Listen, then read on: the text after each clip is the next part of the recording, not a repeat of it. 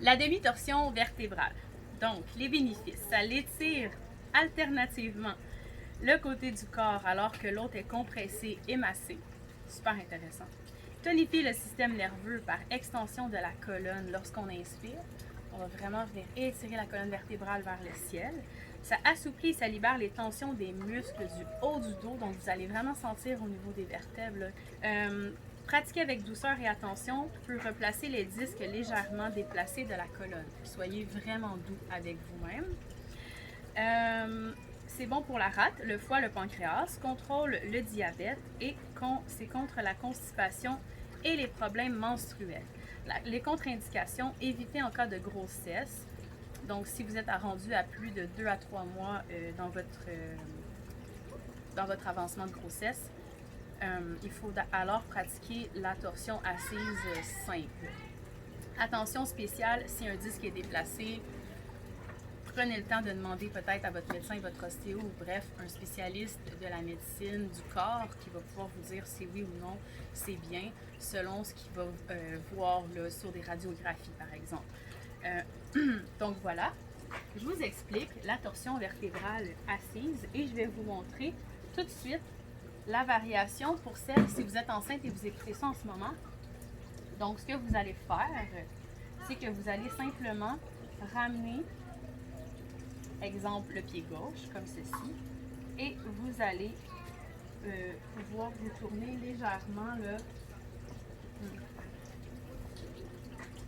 Vous allez pouvoir vous tourner légèrement,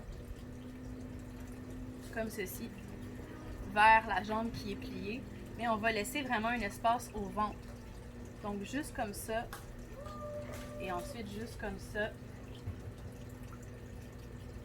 Donc, on ne veut vraiment pas aller tordre trop. Donc, on y va de façon vraiment relaxe. Sinon, pour les autres personnes qui ne sont pas enceintes de plus de 3 mois, on va ramener le pied droit par-dessus la cuisse gauche. Et on va venir tourner le corps vers la jambe qui est pliée.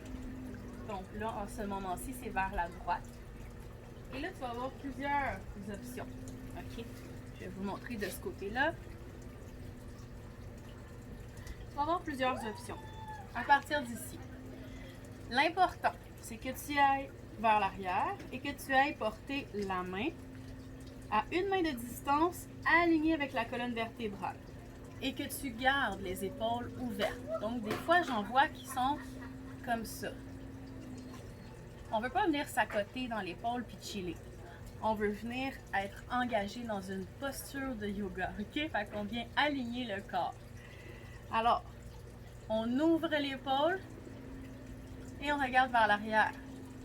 On ouvre les doigts au tapis et on regarde vers l'arrière. Là, ce qu'on veut ici, c'est de ramener la cuisse plus vers l'abdomen parce qu'on veut favoriser le massage des organes internes. Si ça va bien, on fait un peu comme si quelqu'un venait nous serrer la main et on ramène le bras encore plus pour permettre à la cuisse de se ramener vers l'abdomen. Et tu peux faire un petit chin mudra, pourquoi pas, venir circuler l'énergie avec le yoga des doigts. Assure-toi d'avoir les orteils bien engagés. Pose dans ton talon. À partir d'ici, si tu es bien, ça va bien, tu respires, tu regardes vers l'arrière, ta mâchoire, ta nuque, tes épaules sont relaxes. Et là, ça se peut que tu aies envie d'aller un peu plus loin dans la pose. Donc, tu vas rapprocher doucement le pied gauche de tes fessiers et tu vas rester ici. Ça se peut qu'à partir d'ici, tu sois capable de venir chercher ton coude. Ton coude, excusez. J'ai dit ton coude.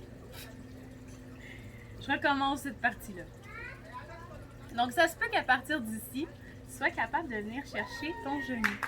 Donc, tu viens chercher ton genou et ils s'amusent. On va les laisser vivre. Et on regarde vers l'arrière. Ça se peut que tu sois capable de venir chercher ta cheville. Donc, ta cheville, tu viens porter ta main dessus et tu continues de regarder vers l'arrière. Donc, voilà. Et tu fais la même chose de l'autre côté. Cette posture-là, et là tu vas y aller par étapes et tu vas respecter ta limite s'il te plaît, c'est nécessaire de la garder 1 minute et demie à 3 minutes, celle-là aussi, pour vraiment en retirer le plus de bienfaits possible. Donc voilà, bonne pratique!